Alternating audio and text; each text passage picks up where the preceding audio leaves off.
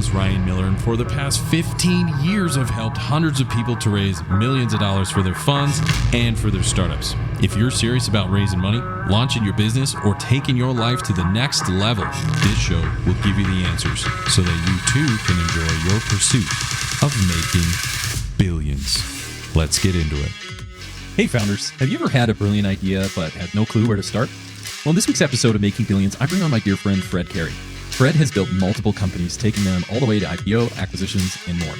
Join Fred and me as we discuss how his company, IdeaPros, has received over 100,000 applications for help and how only 400 made it into his program. Fred is about to drop some wisdom on how to launch a company and what investors are really looking for in your pitch. You don't want to miss it. Building phenomenal companies while pitching the big idea are all skills we need in our pursuit of making billions. Let's get into it. Hey, welcome to another episode of Making Billions. I'm your host, Ryan Miller, and today I have my dear friend, Fred Cary. Fred is the founder and CEO of IdeaPros. It's a company that helps entrepreneurs to go from ideation to launch. Not only has he launched multiple companies producing an aggregated value in excess of $1 billion for him and his partners, but his work has also gone on and landed him in Forbes, USA Today, and Entrepreneur Magazine as one of their shining stars. So what this means is that Fred understands not only how to turn ideas into companies, but how to help you do the same. So Fred, welcome to the show, man. Thank you. You know, I was just telling my girlfriend before the show, I've done dozens of podcasts and I've never been nervous before a show. And for some reason, you're like so fucking cool that I was really, really excited to be on here. And I'm like, oh, I got to do a podcast, but I'm really excited to be on here. I love what you're doing. And you're an awesome person. You have a great audience and hopefully it can do something good for them today. Awesome. Well, with you and I having a conversation, we're going to crank out a lot of value, especially you. So thank you very much. You're very kind. It's truly an honor to have someone with your caliber and experience and even your context. I know you're friends with a few of deal makers that I deeply admire. I will get into that in a minute. But, so we're here, you're connected, you're cranking out these things, all the companies you've started in excess of billions of dollars for you and your investors. For the people listening around the world that hear the sound of your voice, that maybe they're just feeling like, how do I become Fred Cary or someone like that? How do I get into this business? Where did it start for you? Yeah. First of all, you don't want to become Fred Cary. I'll tell you that right up front. You want to be you. And I learned that lesson a couple of different times in my past. But if you're an entrepreneur, it's already there when you're a kid. I was looking at these old newspaper articles on newspapers.com. That's a pitch for newspapers.com. You go there, there's all these stories back from the 1800s in different newspapers. And I was looking for a story about me and the rock band I was in when I was 18. Instead, I found me when I was 16, a classified ad saying that, hey, this is Fred Cary at 420 Cherry Hill Boulevard. I will work 7 days a week, 24/7. I'll mow your lawn. I'll watch your kids. I'll wash your dishes. I'll help you with moving. I'll paint your fences. Anything you want to have done, I will do it. And that's when I started as an entrepreneur. Then shortly after that is when my dad told me, you're never going to amount to anything. And a lot of people who are listening probably get that same story. You're never going to amount to anything because you're different, you're unusual, you have your own way that doesn't fit the mold of everybody else. But it's those people that make all the differences in the world. And I started my first company at about 22 and haven't stopped since. Man, that's phenomenal. And I'm constantly trying to raise my kids to come up with ideas. They're 9 and 7 and they're turning into little hustlers. So I'm trying to do my VC thing and crank out the young entrepreneurs just like you. So thank you for sharing that. And my understanding, so we see that you've done all these wonderful things. I think you started your career, professional career in litigation. Maybe walk us up a little bit on that. Yeah, I actually became an attorney by accident. And I swear to God, and it's another show in and of itself. I'll give you a short version because before I did that, I started 2 different companies, one in the food industry and exited that when I was about 24, and then another one in the music industry, and I exited that when I was 27. At that point, I was approached by 2 lawyers who said, you know what? We love your style. If you become a lawyer, we'll make you our partner. And I'm like, I don't really want to be a lawyer. And they said, we'll make you our partner today, and you go to law school. And I said, okay. And they started giving me a third of everything that they made illegally, of course. And they're both deceased now, so it's a good, I can say that. And I went to law school and learned how to do that. But I didn't have a 4-year degree. So I clept about 4 years worth of school credits in 3 weeks. So I literally got a 4-year degree in 3 weeks, became a lawyer, was really successful for 8-9 years, never lost a case, but I hated it because my true passion is in building companies. And I left law, gave it to my little brother, and launched 10 companies after that. Man, and 2 IPOs, 2 were acquired. And I think you still have a couple under your belt today. You mentioned you had one that was 800 million in revenue right now. That's one of your companies. Yeah, well, that's one that I can't take that much credit for anymore. We started that one. And with a lot of the companies that we start, we really look for a hole in the market, in a robust market, a big problem that nobody's solving. And that's why I've had about an 80% success rate. But that one company is called Imagine Communications. And it started as an idea that was impossible and ended up now, and I don't have really anything to do with it anymore. It's got all obviously new management and everything. And it does around 800 million a year. And over half of the TV households around the world have its technology somewhere in the pipeline. It's the biggest company nobody's ever heard of. Yeah, brilliant. And so you mentioned you started IdeaPros. Maybe walk us through a little bit about all the trouble you're getting yourself in today. Yeah, IdeaPros. It was, in some senses, the dumbest thing I've ever done, and in some sense, the most rewarding thing I ever done. Because they say that you spend the first half of your career building up your resume, and the second half building up your legacy. And I'm on that part. I'm on that journey, and I realized that the one thing where there's a marketplace that over 90% of it is not being served, and that's in entrepreneurship. All of the money, and now with social media, it's ridiculous because you see a 24-year-old sitting in front of their Lamborghini, in front of a house, just before the owner comes out and screams at them to get the fuck away, pretending that this is all theirs and you can become a millionaire overnight. And so everybody thinks through social media that being an entrepreneur is really, really easy. But the reality is the multimillionaires, the billionaires that are entrepreneurs, 94% of them went to Ivy League schools. 60% of them graduated from MBA programs from those schools. The professor can make a phone call and get you down into the biggest venture capital firms in the country with a paper napkin idea. And the rest of us, we're lost. It's like we need brain surgery and we're out searching for brain surgery equipment instead of a brain surgery doctor because there's no doctor available. So I became the doctor of entrepreneurship to be able to guide people and help people along the way. And the reason I said it was a stupid idea is I now have 400 companies underneath me, startup organizations that each have their fires and drills and pivots and heartaches happening every single day. Wow, that's phenomenal. So 400 companies all under your umbrella at the moment.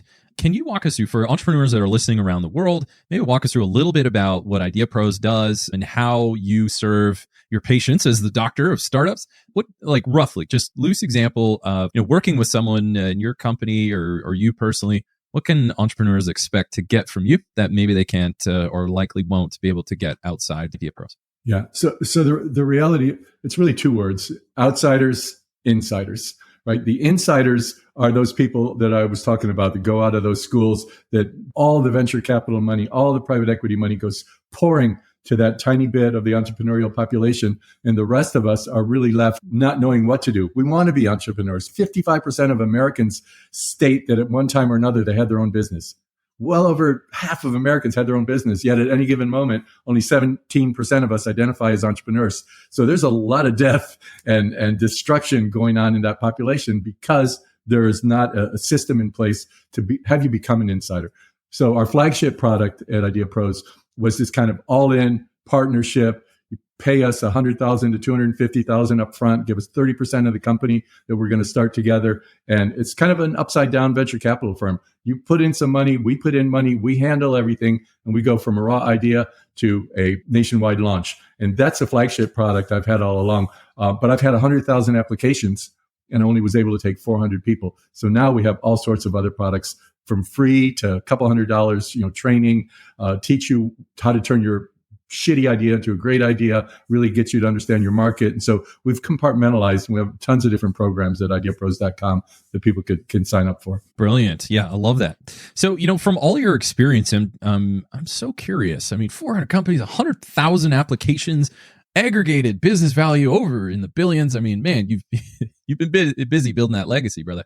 And I raised 2 children. And you raised a family and children. And my goodness, you've definitely been busy. And yes, children are certainly part of that legacy phase in our career, as you and I well know. I would love to just hear, 2 or 3 things in your opinion that you found to be successful. Like, what are some main keys that you can find for a successful launch? What would you say to someone trying to launch a business? What would be the top 5 things you would say? Okay. Before I would say that, I would say this, that the largest failure point for new businesses, the largest, is that you've created something that there's no demand for. I mean, let that sink in. I mean, how stupid are we that we've built something that there's zero demand for? And the second to that is that no capital, no access to capital, right? But for that to be the first thing is pretty horrific. And so 5 things that I would say is number one, don't be revolutionary, be evolutionary, right? What do I mean by that? Evolutionary is maybe Tesla, and everybody could argue, no, it's revolutionary. No, it's not revolutionary. The first electric car was built in 1890. That was revolutionary. And then after that, there's probably 100 different attempts to build an electric car. And those, maybe some of those were revolutionary, but right time, right product market fit, and you have built something that's evolutionary to something that already exists. That's the big thing for you to come out with when you first start out. That's number one. And number two, I've had probably an 80% success rate on the companies that I started on my own. And the reason for that is I look for a hole. It's pretty simple. You look for a marketplace it's got to be robust already. It's got to be growing. And there has to be something in that market that's not being addressed well. And if you can find that hole in the marketplace, you got a winner, because now you have a really easy story to tell when you go to investors and get capital. You can show there's this booming market, there's this great demand, and everybody's bitching that they don't have this, and I got this. So I'm doing what everybody else is doing, but I have the missing ingredient. That's a lot easier sell to an investor, and it's a lot easier way to have a winning organization because you've already got the market built in for you. That's number two. Number three, you want me to roll through all 5? Yeah, roll through all 5, man. Let's hear it. You're on a roll, brother. This is great. All right. Number 3, differentiate yourself. Just think about this. Go into the past. Besides buying Microsoft stock, you're sitting there, you're in an audience of 1,000 people, and this little skinny guy shows up in a black t-shirt on stage, and he says, hey guys, I want to have a poll here. I'm going to start a new company, and I want to compete against IBM. I want to compete against Microsoft and digital equipment and all these other industrial names, and I want to call my company Apple. There's nobody in those 1,000 people that are going to go, that's a great name. There's nobody, right? And yet that name alone is the most expensive name in the world. It's a $2 trillion company right now. Apple is not a name that you would pick, but it works because it distinguishes itself from the pack. Just like Virgin for an airlines. Who the hell would call an airline Virgin? But now you realize you're the Virgin. You're going on, you're having an experience that you've never had before. And so when you distinguish yourself and you live up to that distinction, then that gives you a real upper edge. So don't name yourself, the first Jiffy laser toaster. Name yourself, if you've made this laser toaster, something like Zappo or something that's way different than what you tend to want to do. And then fourth is launch fast. Reid Hoffman, who was, I think still is the CEO at LinkedIn, said, if you're not embarrassed by the first version of your product, you've launched too late. And we, having training all these first time entrepreneurs, they want it perfect. And when you do that, you're looking at companies that have spent $150 million with their app by the time you look at them. You want to look at the very beginning. Like Instagram had 2 pictures when they first launched. It was a picture of the guy's dog and his girlfriend's foot, and then some picture of a bridge. That's all that was on Instagram. And all you could do is follow somebody. You couldn't even like it. You couldn't comment. You couldn't share it. You couldn't do anything. That was V1. V1 of Air Bed and Breakfast is what it used to be called, was 3 guys within an apartment and a couple of air mattresses that they were renting out on the weekends for $80 a night. That's how they started. And they couldn't get anybody to give them any money because the venture capitalists said, wait a minute, people are going to let strangers stay in their house? I don't think so. That's not going to work. And so they had to end up making cereal boxes during the presidential elections. They had cereal boxes, Captain McCain's and Obama O's during the presidential election. They started putting them in their little bed and breakfasts and selling the cereal boxes for $40. And one of the guys from Y Combinator said, you know what? If you can sell cereal for $40, you can get strangers to live in homes with other people. And they gave them their first 20 grand. And so they did whatever they had to do. They launched fast. They launched way before what you see now is this multi-billion, multinational organization. And the last thing is you got to get very good at pitching and raising capital. The CEOs of today, they have to be financially focused because there's no way, if you want to be successful, there's no way your cash flow, even if it's like this, is going to be able to keep up with this kind of growth, this kind of demand. And the cash flow is only as fast as last month. And if you're doing twice as well the next month, you're screwed So you got to be financially focused. You need to know how to speak like an insider, and you have to either be raising capital, closing a deal, or getting ready for your next deal. That's phenomenal. So be evolutionary, not revolutionary. Understand the hole in the market, differentiate yourself, launch fast, and get good at raising capital and pitching. Speaking of pitching, I know what I've read, but any books that you would recommend that you have found or your students have found to be supremely helpful? I'm very fortunate to have this really strange guy as a friend of mine, Oren Klaff. He is the really brilliant, really eccentric. He's got a little kid, and he goes around and does laser tag with him in his studio. And he wrote a book called Pitch Anything. And that book is over 1 million seller. It does really, really well. And he does it way different than what you read you're supposed to do. You can go get your little sketch out of Y Combinator, Guy Kawasaki, whatever the heck his name is. They all have their models, but his model is completely different. It's not the pitch deck model of problem, solution, marketing, management. This is how we do it. This is why we need the money. His is very, very much different. It teaches you how to speak like an investor wants to hear.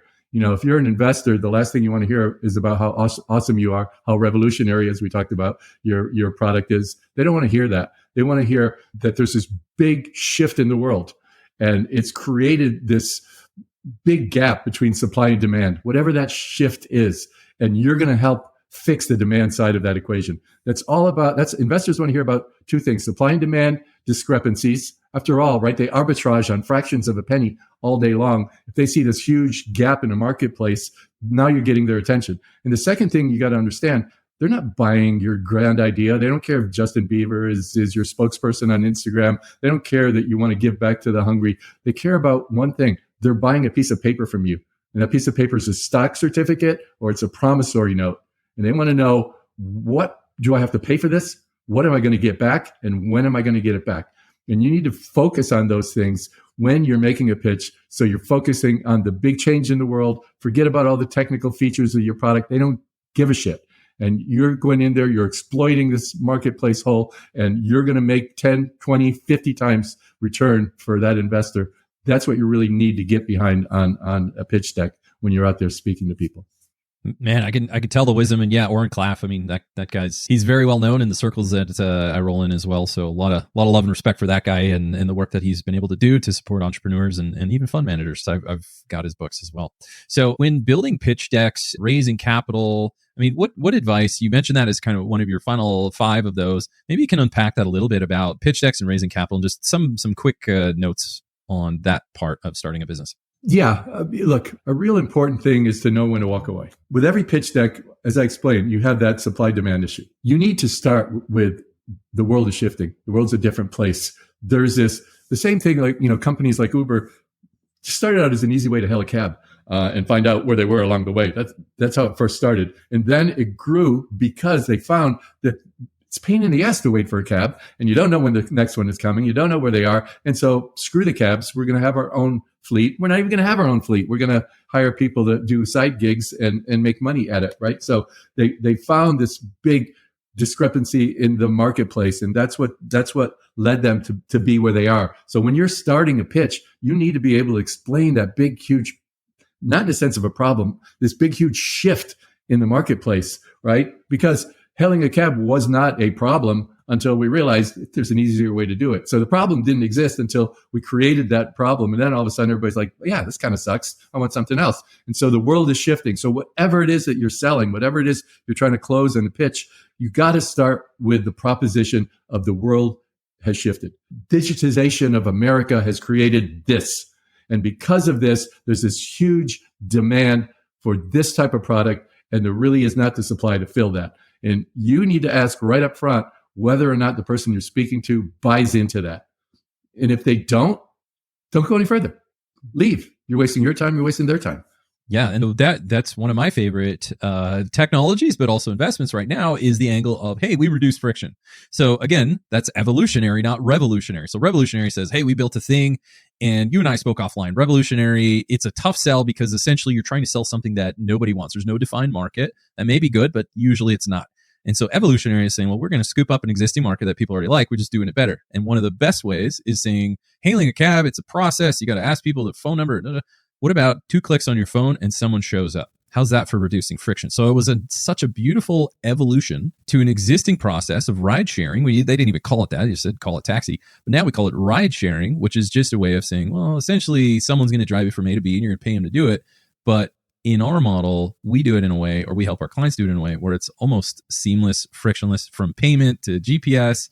I mean, I remember one time I was taking an Uber on a business trip and we were stuck in traffic. And Uber messaged my phone and it said, we've noticed you haven't moved for a while. Please click this button if you're okay, or click this other button if you're in trouble. Brilliant, frictionless. So it was safety, payment, transport, all done automatically. None of that existed. It was a beautiful, natural evolution. Yeah, and nobody was asking for those things, right? Nobody was asking for those. Yeah. Oh, yeah, they demand it now. And you know what? That brings up a side point, because I know there's going to be a whole lot of people listening that are going to say, well, I want to do this thing, but either I want to make sure there's no competition, or, oh my God, there's already competition there. I don't know what to do about it. Well, Lyft came along after Uber, and Lyft is a multi-billion-dollar company. And almost any single industry that you look at, there's 1 or 2 big players. You know, before Facebook, there was MySpace. MySpace was searched for more than Google was searched for on the internet. It was the most searched for word on the internet. And before MySpace, there was Friendster, and Friendster had the whole market. So Friendster, MySpace, Facebook. And now Facebook has had to go buy all these other things like Instagram, because they were going to lose their share as well. So don't be afraid of competition, number one. Number two, if you ever think there's no competition, then you got something and you're going to fail like the rest of the majority of people that fail when they start a new company. You've got something that nobody wants. Yeah. So startup advice, something that someone told me, I don't know if it was startup advice or dating advice, but either way it applies. Just because there's a goalie doesn't mean you can't score. So I'll let you decide where that applies. But so sometimes if you got competition or anything else, that's okay. You know what? It sharpens your skills and instincts as an entrepreneur. To your point, where people get discouraged, I would tell them that exact same thing. There's already competition. So just because there's a goalie doesn't mean you can't score. Like, build your business. If you know it's the right thing and you can crank out evolutionary or reduce friction or really make a better product in the market, go for it, man. Take the shot. Yeah, and sometimes, by the way, you're better off when there is competition, because they've already built your audience for you. They've already, with the internet, you can look for all the 1-star reviews and find out, where's the hole in that marketplace. Now you can build a whole company and a whole business around what those other companies do poorly. And when you're raising capital, it's really easy to say, hey, look, I'm not the first. We're regular people. We just happen to find a really great solution to something that people are already talking about. Here's 3 other companies that have done 8 out of the 9 things that we do, and they've all turned into billion-dollar companies. We got the 9th thing that nobody has. And so you can look at the track record, you can look at the history, you can see the evolution of those companies. And from an investor standpoint, it becomes a lot easier to invest in you. I love that. One final thing that you mentioned early on, and I got all excited about pitching before we got excited about Oren, is you mentioned know when and how to walk away. Can you unpack that a little bit? Yeah. First time this happened to me, I was 22. And I was pitching my first deal. And the guys sitting around the table said, you know what, we really like this, and we're going to think about it.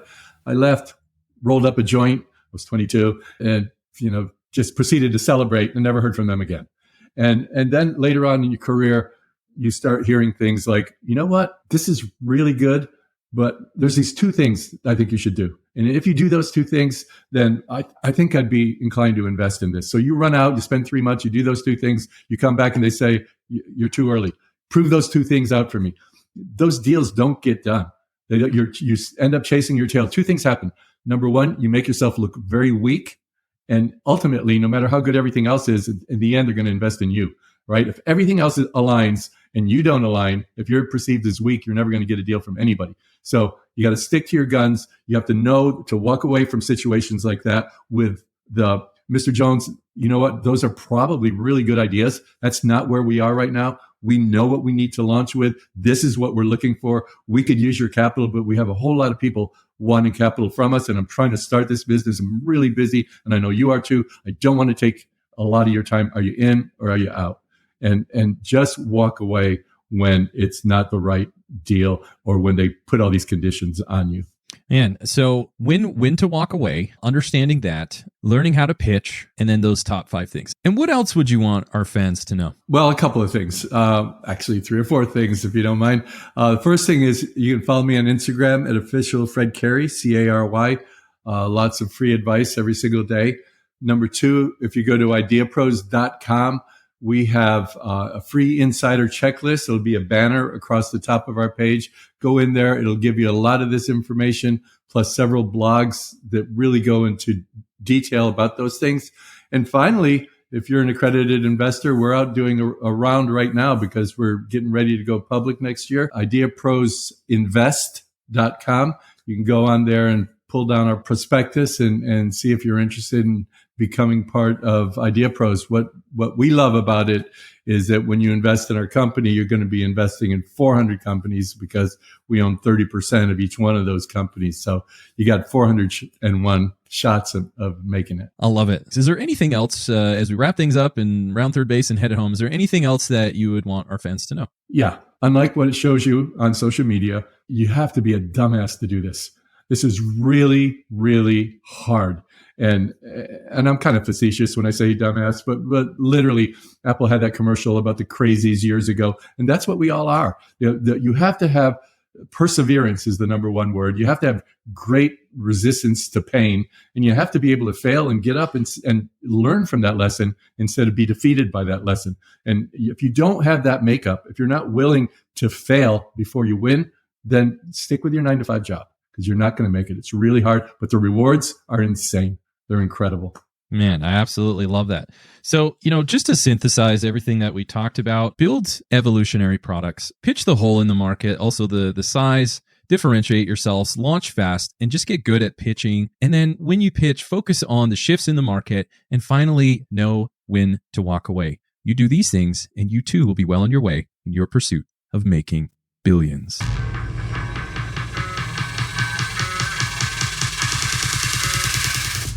Wow, what a show. I hope you enjoyed this episode as much as I did. Now, if you haven't done so already, be sure to leave a comment and review on new ideas and guests you want me to bring on for future episodes. Plus, why don't you head over to YouTube and see extra takes while you get to know our guests even better. And make sure to come back for our next episode where we dive even deeper into the people, the process, and the perspectives of both investors and founders. Until then, my friends, stay hungry, focus on your goals, and keep grinding towards your dream of making billions.